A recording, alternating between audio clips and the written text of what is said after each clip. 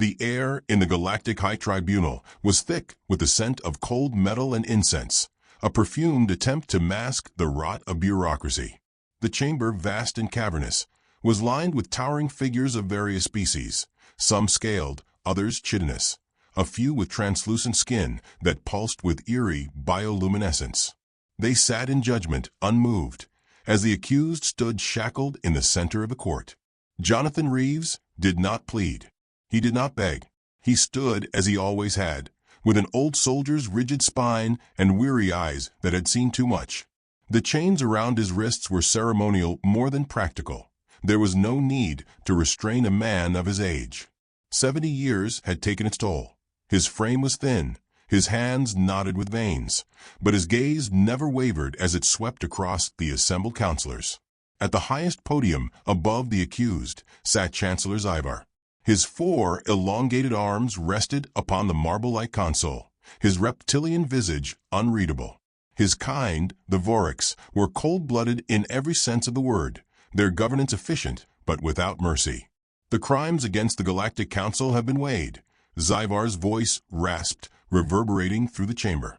The evidence presented is irrefutable. Jonathan Reeves of Earth, you stand guilty of treason, sedition, and conspiracy against intergalactic order. There was no uproar from the crowd, no gasps of horror. The outcome had been decided long before this farcical trial began. The so-called evidence, a tangled mess of doctored reports, falsified transmissions, and fabricated testimonies, was not meant to prove guilt. It was meant to justify a decision already made. Reeves inhaled deeply, the air sterile, the weight of inevitability settling on his shoulders.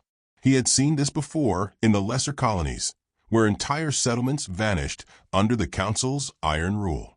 There was no mercy for those who threatened the fragile balance of power, and a frail old man accused of working against the Council was no exception. Yet, if they knew who he truly was, would they have dared?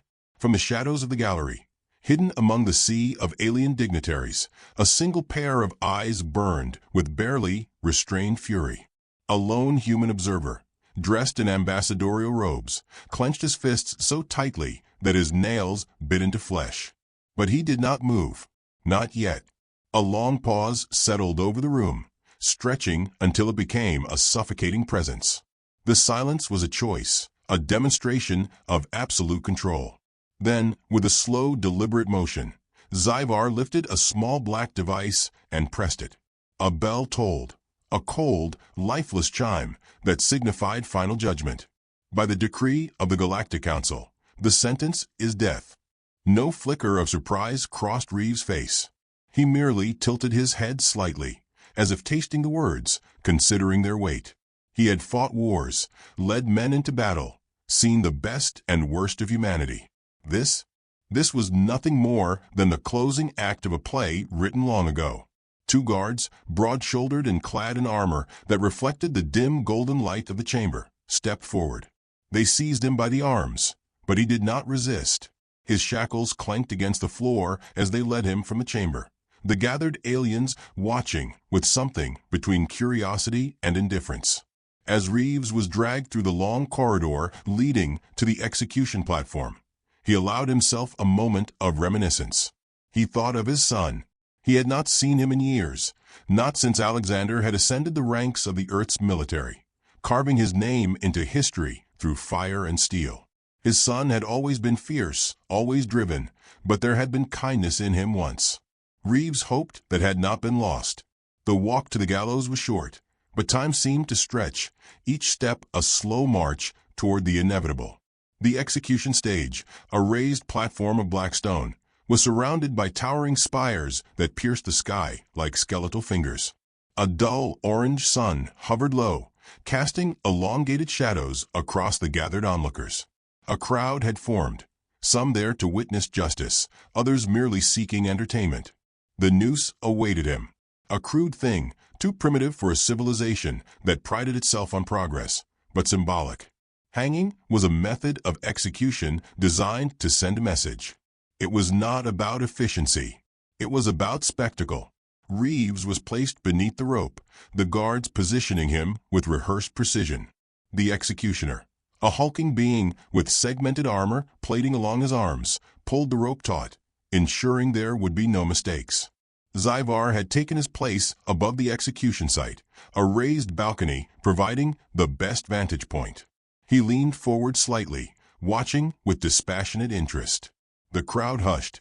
Reeves exhaled slowly, his breath steady. Then, just before the hood was pulled over his head, he lifted his chin and spoke, not to the crowd, not to Zyvar, but to the universe itself. "You don't know what you've done." His voice was quiet, but it carried, threading through the silence like a blade through silk. "But soon you will." Zyvar narrowed his eyes. There was something in those words, something unsettling. But the moment passed. The lever was pulled. The trapdoor swung open, and Jonathan Reeves fell. His body jerked, then stilled. The silence lingered, the weight of finality settling over the square. The crowd dispersed in murmurs, the council members retreating to their chambers, their work done. No one lingered. No one cared. But across the stars, light years away, a transmission arrived at a warship stationed along the outermost reaches of human territory. A single message: Jonathan Reeves, executed. Inside the warship's command room, a man stood motionless, staring at the screen. The cold blue light cast sharp shadows across his features, illuminating the storm brewing behind his eyes. Alexander Reeves did not speak. He turned, his movements controlled, precise, as he reached for his sidearm, checking the charge. His officers, waiting, sensed the shift in the air. They watched as their leader, their ruthless, brilliant, unrelenting commander, lifted his gaze. His voice, when it came, was quiet. "We burn them all." The room remained still for only a second longer. Then, the war drums of humanity began to beat. The silence in the warship's command chamber was suffocating, a stillness so absolute that even the faint hum of the ship's engines seemed muted. The message had been received. The name Jonathan Reeves, executed. No trial that mattered, no justice given. A display, nothing more. A warning to humanity, carved in an old man's bones. General Alexander Reeves stood unmoving, his hands clenched behind his back, shoulders squared like a storm held barely in check. The only light in the chamber came from the holoscreen before him, the final record of his father's life. He let the words burn into his mind, memorizing each detail of the fabricated charges. He had known for years that the council despised humanity, that they feared what it could become. But this was something else. "General," a voice broke the silence. Captain Elias Carter, his second in command, stepped forward, his expression unreadable, though his dark eyes held the flicker of barely restrained fury. "We received this transmission an hour ago. The council sent no direct warning, no negotiation, no chance for intervention." "They didn't think they needed to," Alexander murmured, his voice steady, but laced with something darker. "They believed an old man could be discarded without consequence." Carter hesitated, reading the look in his commander's face. They had served together for years, through skirmishes and battles that should have broken lesser men. But this was different. This wasn't about politics or strategy. This was something far more dangerous, a personal vendetta, sharpened like a blade. A soft chime echoed through the room. The chamber doors hissed open as two more figures entered, Major Victor Sloan and Commander Nathaniel Graves. Sloan was a brute of a man, his presence more akin to a war machine than an officer. He had a reputation for ruthless efficiency, the kind of soldier who saw morality as an obstacle to victory. Graves, by contrast, was lean, sharp-eyed, and meticulous, a master of infiltration and sabotage. He thrived in the shadows, where war was waged before the first shot was ever fired. Sloan stepped forward first, arms crossed, his voice low and expectant. "Give the order, sir." Graves was slower to speak. He watched Reeves carefully, measuring the fury he knew was buried beneath the surface. "We have to be smart about this," he said. "A full-scale assault on the Council's homeworld is a declaration of war against the entire galaxy." Alexander finally turned from the holoscreen, his expression unreadable. "We are already at war," he said simply. "They just don't realize it yet." Carter nodded, tension thick in his voice. "What's the plan?" Reeves moved toward the central console, fingers dancing over the controls. A star map expanded across the chamber, displaying the core sectors of Council territory. One planet glowed with significance, Varnaxis Prime, the heart of the Galactic Council, its political and military nerve center. "We strike where it hurts," Reeves said. "No warnings, no diplomacy. We erase their seat of power." Sloane's lips curled into a grim smile. "Total annihilation." Graves exhaled, shaking his head. "This isn't like the border skirmishes, General. We're talking about an assault on the most fortified world in the Council's domain. Varnaxis Prime is surrounded by planetary shields, a fleet that dwarfs even our strongest carriers, and enough orbital defenses to make a direct attack suicidal." Alexander's eyes never left the map. "Then we make sure it isn't a direct attack." Silence hung between them. It was Carter who finally spoke. "You have a way in." Reeves nodded. "Varnaxis Prime operates on a planetary shield cycle. Every 6 days, for precisely 6 minutes, their shield generators undergo a relay reset to prevent overheating. It's a fail-safe buried in their infrastructure, one they consider insignificant because it's too short a window for any real threat." Graves whistled softly. "And you have a way to exploit it." "I do now." Reeves gestured to the console, bringing up intercepted Council transmissions. "We've been monitoring their fleet patterns for years. Their outer patrol units shift during these cycles. If we deploy under-stealth protocols, we can breach their defenses before they react." Sloane cracked his knuckles. "And once we're inside, we don't just kill their leaders," Reeves said. "We make a spectacle of it. The same way they did with my father." Carter's expression darkened. "You're talking about more than just an execution." Reeves finally looked at them, his gaze unreadable. "We make Varnaxis Prime burn." Graves hesitated, shifting slightly. "This will change everything," he said, quieter now. "The moment we do this, there is no turning back." "There is never a chance of turning back," Reeves replied. "This is not about vengeance alone. This is about ensuring they never see humanity as prey again." Another pause. Then, one by one, his officers nodded. Sloane grinned. "Then we'd better make sure we do it right." For the next several hours, preparations unfolded at a brutal pace. Engineers swarmed the Iron Fang, recalibrating stealth drives, fine-tuning missile payloads. Tactical teams studied the city layouts, mapping weak points, memorizing escape routes. In the weapons bay, crates of advanced ordnance were pried open, their contents checked, distributed, primed for war. Carter approached Reeves later, as the final calculations were running. "Sir, there's one more thing," he said. "We have our infiltration teams ready, but this mission, if something goes wrong, we can't hold back reinforcements without risking the entire operation." Reeves understood what he meant. If the mission failed, they wouldn't be given the luxury of retreat. It would be death or victory. No in-between. "We won't fail," he said. Carter exhaled, his faith unwavering. "Understood, sir." By the time final preparations were complete, the Iron Fang and its fleet drifted in the abyss of deep space, their engines humming with restrained violence. The target lay before them, the heart of the enemy. Reeves stood at the bridge, hands clasped behind his back, eyes fixed on the viewport. The war to come was not one he had planned, not one he had ever wanted. But the choice had been stolen from him, ripped away by an executioner's rope. Now, there would be no more hesitation, no more waiting. His father had died alone, in silence. But the galaxy would hear his name again. Reeves exhaled slowly. Then, in the quiet before the storm, he spoke the words that would change history. "Begin the attack." And the fleet moved. The fleet emerged from the void of space like specters of war, engines running silent, hulls coated in adaptive camouflage to reflect the abyss around them. No alarms blared on Varnaxis Prime, no planetary defense systems activated. The Council remained blind, complacent in the belief that their fortress world was untouchable. They had underestimated humanity. They had underestimated him.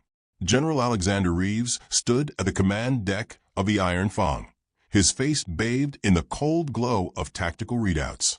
Around him, his officers worked in synchronized silence, waiting for the moment that would shift the balance of the galaxy. "Status," Reeves murmured. Commander Nathaniel Graves, his face drawn but focused, kept his eyes on the fluctuating power signatures displayed before him. "Shield reset in 90 seconds. The defense grid is running on automated cycles. No manual overrides detected." Reeves barely nodded. He had gambled on that. The bureaucracy of the Galactic Council, the arrogance of a governing body so bloated with power that it failed to see the dagger at its throat. Elias Carter, standing to Reeves' right, tightened his grip on the console. "Patrol fleets are at expected intervals. They won't be in position to intercept us before we breach." Victor Sloan exhaled a quiet chuckle, flexing his fingers in anticipation. "Then let's give them a wake-up call." The moment arrived. The planetary shield flickered, the vast energy barrier dissipating, as the relay reset cycled through. The window opened, a mere 6 minutes. "Now," Reeves commanded. The fleet moved as one. The Iron Fang led the charge, its escort ships peeling off into pre-assigned formations. Stealth protocols disengaged, revealing the full might of the human war machines. Torpedo bays opened, missile silos primed, laser batteries charged. A second later, the sky above Varnaxis Prime ignited with a first volley of fire. The planetary surface erupted in chaos. Defense installations flared to life, their automated systems scrambling to identify the sudden intruders. Reeves' fleet struck with the precision of a scalpel, targeting anti-aircraft batteries and relay stations before the enemy could fully respond. Explosions bloomed across the outer districts of the capital, plumes of smoke rising like black veins into the amber sky. Graves' voice was clipped, professional. Ground assault teams deploying. Drop pods shot from the underbellies of the human carriers, hurtling toward the surface like burning meteors. Inside, platoons of soldiers braced for impact, weapons primed, faces grim with the knowledge of what was to come. Reeves watched their descent before shifting his focus to the next stage of the operation. "Sloan, take your teams and secure the council chambers. I want them alive until I say otherwise." Sloan grinned, already moving. "With pleasure." The city burned beneath them. Council forces scrambled to mount a resistance, but they were unprepared for an enemy that had studied them so well. Major Victor Sloan and his men cut through the defensive lines like wolves among sheep. Government buildings fell one by one, entire districts swallowed in the tide of destruction. Inside the central halls of the Galactic Council, panic reigned. Chancellor Zyvar had been roused from his quarters by frantic aides, his cold-blooded nature unable to suppress the deep unease creeping into his veins. This was impossible. This was not how wars were fought. Humanity was supposed to be contained, restrained by the weight of diplomacy and sanctioned conflicts. And yet, here they were, unstoppable, merciless. The great chamber doors burst open. Armed human soldiers stormed inside, weapons trained, eyes void of hesitation. In their wake, Sloan strode forward, a smirk playing at the corner of his lips. His gaze found Zyvar immediately. "Well, well," Sloan mused, tilting his head. "You don't look so high and mighty now." Zyvar straightened, his voice forced into something resembling calm. "This is madness. There are laws." Sloan's expression darkened, amusement vanishing. "You really think we care about your laws after what you did to him?" The realization settled over Zyvar like a shadow. This wasn't just retribution. This was personal. Reeves arrived minutes later, his pace measured, every step echoing through the chamber. The soldiers parted for him without command. He stopped in front of Zyvar, his eyes devoid of warmth. "Do you remember the name Jonathan Reeves?" he asked softly. The Chancellor's throat constricted. "I." Reeves struck him, the force sending the alien stumbling to his knees. Silence swallowed the chamber. When Zyvar looked up again, he found no mercy in Reeves' gaze. "My father," Reeves said, his voice low, but carrying the weight of an executioner's blade. "An old man. No threat to you. No threat to your empire. And yet, you hanged him like a criminal." Zyvar swallowed. He was convicted. "By a puppet court," Reeves snapped. You killed him not because he was guilty, but because he was human. Zyvar's mandibles quivered, but he said nothing. Reeves pulled his sidearm free and aimed it between the Chancellor's eyes. Your arrogance brought this upon you. The single shot rang through the chamber. Zyvar collapsed, his body twitching once before stilling. Blood pooled across the marble floor. Sloane exhaled. That was satisfying. Reeves holstered his weapon, broadcast the execution to every system under the Council's control. Carter's voice crackled through the comm, sir. The fleet is ready for final phase deployment. Reeves nodded once. Do it. From the heavens, humanity's wrath descended. The seismic warhead deployed, its shockwave rolling through the city like a tidal force. The ground split, buildings crumbled. Firestorms consumed entire districts. The once proud capital of the Council, the unassailable heart of an empire, fell in the span of hours. Above, in the command center of the Iron Fang, Reeves watched the destruction unfold. He did not revel in it. He did not smile. This was not about satisfaction. This was about ensuring that never again would humanity be seen as weak. The galaxy would not forget this day. They would remember, and they would fear. The fires of Varnaxis Prime burned long into the artificial night. From orbit, the devastation resembled the scars of a dying sun, blackened craters splitting the surface, entire districts reduced to smoldering ruins. The once proud capital of the Galactic Council had become an open wound, its defenses shattered, its leaders executed, its people left to witness the terrible consequence of arrogance. No more decrees would be issued from the great halls of governance. No more trials for the accused. The empire that had held dominion over 1,000 worlds had crumbled in a single night. Aboard the Iron Fang, the weight of what had been done settled upon the bridge like an unseen force. The officers moved with quiet efficiency, but even the veterans among them understood that this was not just another victory. This was something else. This was an ending. General Alexander Reeves stood at the central viewport, watching as his fleet maintained its hold over the now crippled world below. The light of the dying city reflected in his eyes, but his expression remained impassive, unreadable. He had seen battlefields turned to graveyards before, had orchestrated operations where entire enemy strongholds were wiped from existence. But nothing had ever been as personal as this. The transmission reports trickled in. Entire council outposts across the system had gone silent. Some had surrendered without a shot fired, paralyzed by the realization that their rulers had fallen. Others had fled, abandoning their positions in the hopes that distance might spare them. But there was no refuge in the void. Humanity had made its statement, and the echoes of its wrath would travel farther than any fleeing vessel. Elias Carter stood beside him, his arms crossed, his jaw tight. "It's over," he said, though there was no relief in his voice. Reeves didn't respond immediately. His gaze remained locked on the world below. Victor Sloane leaned against a console, his usual smirk absent. "We made them pay," he muttered.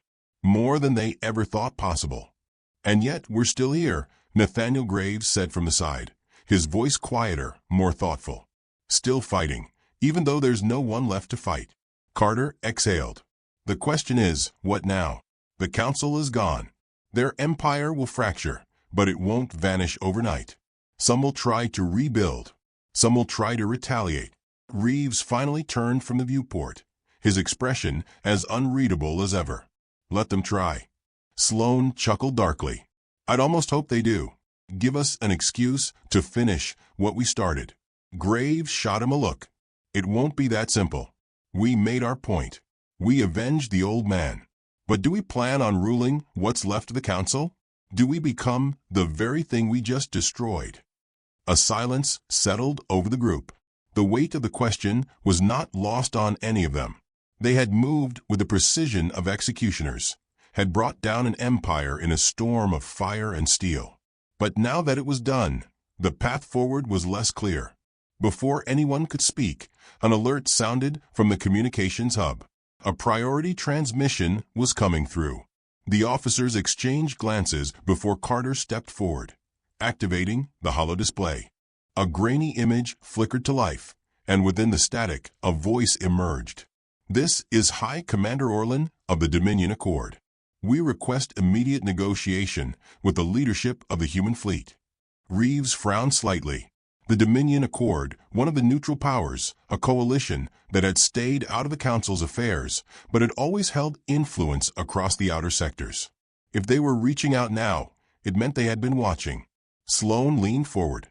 "They're either here to congratulate us or to warn us." Graves shook his head. "No, they're afraid." Reeves studied the transmission for a moment longer before nodding. "Patch them through." The screen flickered, and the image sharpened. High Commander Orlan was a feline-like alien, his fur streaked with silver, his sharp features etched with caution. His golden eyes flicked over the human officers before settling on Reeves. "You have forced a reckoning upon the galaxy, General Reeves," Orlan said. "The Council is gone. The power structure they held is crumbling. You and your people have rewritten the order of things." Reeves remained unmoved. "If you call to lecture me on the consequences of our actions, I suggest you save your breath." Orlan let out a soft exhale. "No, I did not come to chastise. I came to understand. And to warn you. What you have done has changed more than you realize. There are those who will seek to fill the void you created. And there are those who will see you as the next great threat." Carter narrowed his eyes. "So what are you proposing?" "A choice," Orlan said. "The Dominion Accord does not wish for more war. But there are factions rising who will not rest until they see humanity put in chains for what has happened here. You have made them fear you. Fear turns to desperation. Desperation turns to conflict." Sloane snorted. "They're already afraid of us. That's the whole point." Orlan's gaze hardened. "Fear can be a weapon, but it is also a burden. You must decide what humanity's place in this new order will be." Reeves was silent for a long moment. He knew the weight of the decision before him. He had avenged his father. He had broken the chains of oppression that had held humanity back for decades. But war was a beast that did not sleep easily. The flames he had ignited would not simply die out because he willed them to. He glanced at Carter, at Sloane, at Graves. They were his most trusted men, the ones who had followed him to the very end of this road. But even they were waiting for his command, waiting to see what would come next. Finally, he spoke. "We did what needed to be done. We ensured humanity would never be seen as weak again. But I did not burn Varnax's prime so that another empire could take its place." Orlan's ears flicked slightly. "Then what is your intent, General?" Reeves' expression was resolute. "Humanity will not be ruled, and we will not be hunted. We will decide our own fate." Carter nodded slightly, understanding. Sloane smirked. Graves exhaled as if accepting the inevitable. Orlan studied them for a moment, before giving the smallest inclination of his head. "Then we will see what kind of future you build, General Reeves." The transmission cut out. The bridge was quiet once more. The decision had been made, but the path ahead remained uncertain. Reeves turned back toward the viewport, watching the distant embers of Varnax's prime fade into the dark. His father had died alone, hanged like a criminal, but his name would live on. The galaxy had learned the price of underestimating humanity, and if they ever forgot, Reeves would be there to remind them.